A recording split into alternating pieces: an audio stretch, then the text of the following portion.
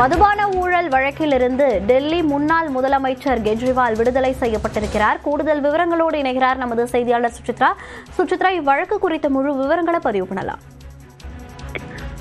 டெல்லியில் செய்யப்பட்ட மதுபான கொள்கையினுடைய புதிய கொள்கை தொடர்பான பல்வேறு வழக்குகள் என்பது பதிவு செய்யப்பட்டு பல்வேறு நடவடிக்கைகளில் குறிப்பாக முன்னாள் முதல்வர் அரவிந்த் கெஜ்ரிவால், மணிஷ் சிசோடியா, KCR, கவிதா ஆகியோர் கைது செய்யப்பட்டு விசாரணையானது நடைபெற்று வரும் நிலையில் இந்த விவகாரத்தில் சிபிஐனுடைய வழக்கு என்பது யூகங்கள் அடிப்படையில் பதிவு செய்யப்பட்டுள்ளதாக தற்போது கடும் கண்டனத்தை டெல்லியினுடைய ரோஸ் அவென்யூ சிபிஐ சிறப்பு நீதிமன்றமானது தெரிவித்திருக்கிறது. குறிப்பாக இந்த வழக்கினுடைய விசாரணை இன்று எடுத்துக் கொள்ளப்பட்ட பொழுது மிக முக்கியமாக வெறும் வாக்குமூலங்கள் அடிப்படையில் இந்த வழக்குகள் என்பது பதிவு செய்யப்பட்டு அரவிந்த் கெஜ்ரிவால், மணிஷ் சிசோடியா உள்ளிட்டோர் இதில் குற்றவாளிகளாக இணைக்கப்பட்டிருக்கிறார்கள். அதற்கான எந்த ஒரு ஆதாரத்தையும் சிபிஐ தாக்கல் செய்யவில்லை.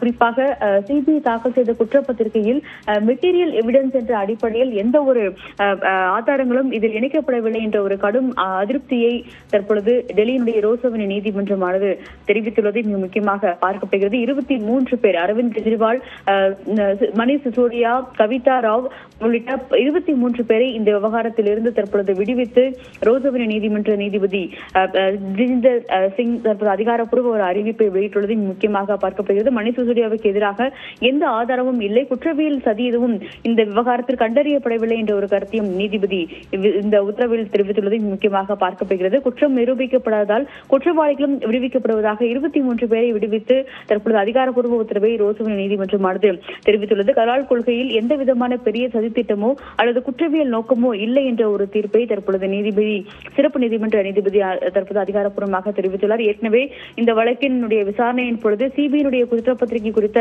நீதிமன்றம் பல்வேறு கேள்விகளை எழுப்பியிருந்த நிலையில் குறிப்பாக சிபிஐ வழங்கிய ஆவணங்கள் குற்றப்பத்திரிகையுடன் பொருந்தவில்லை என்ற ஒரு கருத்தையும், ஒப்புதல் வாக்குமூலத்தின் நகல் இன்னும் வழங்கப்படவில்லை என்ற ஒரு அதிருப்தியையும் கடந்த முறை விசாரணையின் பொழுது நீதிபதி குறிப்பிட்டிருந்த நிலையில்தான் 23 பேரை தற்பொழுது இந்த வழக்கிலிருந்து விடுவித்து அதிகாரப்பூர்வ உத்தரவை டெல்லியினுடைய சிபிஐ சிறப்பு நீதிமன்றமானது அதிகாரப்பூர்வமாக உத்தரவாக பிறப்பித்துள்ளது.